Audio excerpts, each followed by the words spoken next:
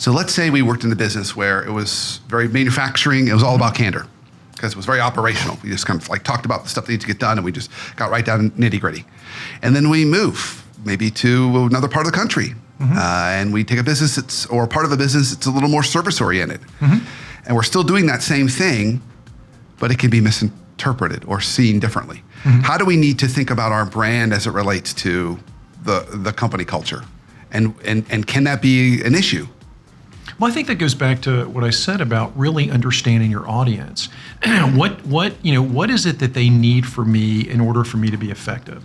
So I've actually got this situation because I work with a company, a global company. I work with their leaders in the U.S. I also work with their leaders in Mexico.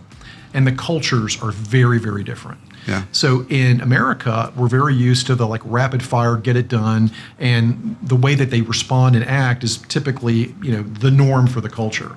But in the Mexican culture, what I'm finding is leaders, when they are not being courteous and professional and showing empathy and really caring about the people, it's not working. It's landing in a pretty flat way. So I think definitely, to your point, there's a difference in cultures. But I think leaders have a responsibility to not only look in the mirror and have an understanding of how they're showing up, and if they're not sure, they should get feedback.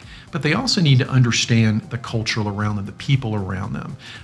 It's again, I come back to this idea.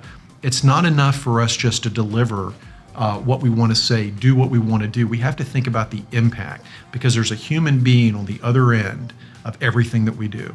And usually most of the brand problems that I think we see is because we don't spend enough time thinking about who's receiving it and how they're receiving it. Yeah, so I'm hearing kind of being aware of other people, how they're receiving it, knowing the audience, right? Also some level of intentionality, being intentional about what we're doing and how that's potentially landing. So can you think of any other big derailers, that you see with your clients that have damaged their brand? And then we can start to talk about what are ways to recover if you think your brand has been dinged or damaged a little bit. I'll dwell a little bit on the point you made about culture. I think sometimes there is the surface culture, but sometimes there are hidden rules in a culture.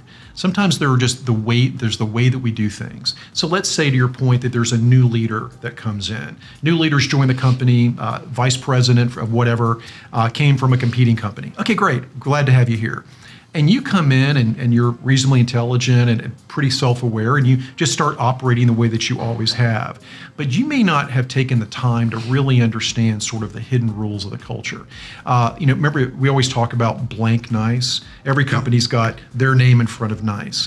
Well, you may be thinking that you're getting candid feedback and having candid discussions, but what happens at the water cooler is really where the real conversations occur.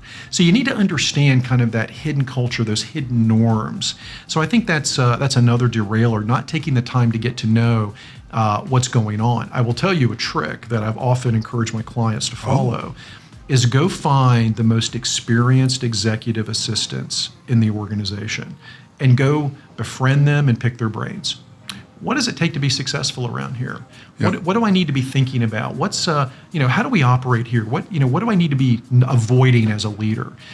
Go find those executive assistants, because they know they're a treasure trove of information.